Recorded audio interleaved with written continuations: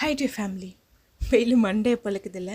ஒரு வேலை விஷயமா நம்ம பாரிஸ் பூ மார்க்கெட் இருக்குல்ல, அந்த பக்கம் போயிருந்தேன். அப்போ தான் பன்னீர் ரோஜா பார்த்தேன். இது சிரப் பண்ணலாமே ரோஸ் மில்க் குடிக்கிறதுக்குன்னு ஒரு ஆசை. சரின்னு போய் அது வாங்கியாச்சு. ஆனால் இந்த பூ வாங்கும்போது கண்ணில் படுறதெல்லாம் வாங்கிட முடியாது. அவங்கக்கிட்ட கேட்டு எது மருந்து போடாதது எது சாப்பிட முடியும்னு கேட்டு வாங்குங்க.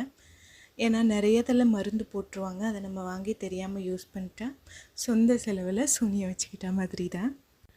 அந்த பூவோட முழு எசன்ஸும் கிடைக்கணுன்னு அது கொஞ்சம் நல்லா அரைச்சிட்டு அதோடய ஜூஸ் மட்டும் வடிகட்டிட்டேன். இதுக்கு கலர் வர்றதுக்காக நம்ம கேசரி கலர் எதுவுமே சேர்க்க போகிறது கிடையாது.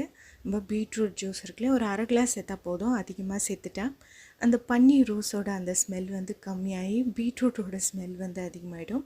அதனால் கொஞ்சம் கம்மியாக சேர்த்துக்கிறது நல்லது. நம்ம சக்கரை பாகு காசும் இல்லை, சேம் அதே ப்ராசஸ் தான். பெருசாக வேலைன்னு எதுவுமே கிடையாது. இது காய்ச்சிட்டே இருக்கும்போது வீடு ஃபுல்லாக அவ்வளோ ஒரு அந்த பன்னீர் ரோஜாவோட ஸ்மெல்லு ரொம்ப அப்படியே ஒரு கமகமகமான ஒரு அட்மாஸ்பியரே க்ரியேட் ஆகிடுச்சு. இல்லை கண்டிப்பாக ஒரு 2-3 ட்ராப் ஆச்சோ எலுமிச்சப்பழம் சாறு சேருங்க. இல்லைன்னா இது ஃபுல்லாக ஆறுனதுக்கப்புறம் கட்டி போயிடும். கட்டி போகுதேன்னு சொல்லி அதுக்கு முன்னாடி ஸ்டேஜ்லேயே கொஞ்சம் தண்ணியாக நீங்கள் எடுத்துட்டாலும் சீக்கிரமாக கெட்டு போயிடும். நம்ம கொதிக்கிற பாலில் இந்த சிரப் சேர்க்கும் போது பால் தெரிஞ்சிடும்னு ஒரு பயம் இருக்கும். ஆனால் நம்ம இதை தான் கொதிக்கிற பாலில் சேர்க்க போகிறது இல்லைல்ல, ஆறிப்போனேன் அதுவும் ஜில்லுனா இருக்கிற பாலில் தான் நம்ம சேர்க்க போகிறோம். அதனால பெருசாக பிரச்சனை எதுவும் இல்லை. குடும்பத்தில் உங்களுக்கு கொஞ்சம் தனியாக இருக்க மாதிரி தான் இருக்கும். ஆனால் கொஞ்சம் ஆறுனதுக்கப்புறம் நல்லா திக்கான கன்சிஸ்டன்சிக்கு வந்துடும். கடையில் வாங்குகிற பிராண்டாக இல்லாமல் நம்மளோட ஹோம் பிராண்டாக ஒரு rose milk essence syrup ready ஆயிடுச்சு.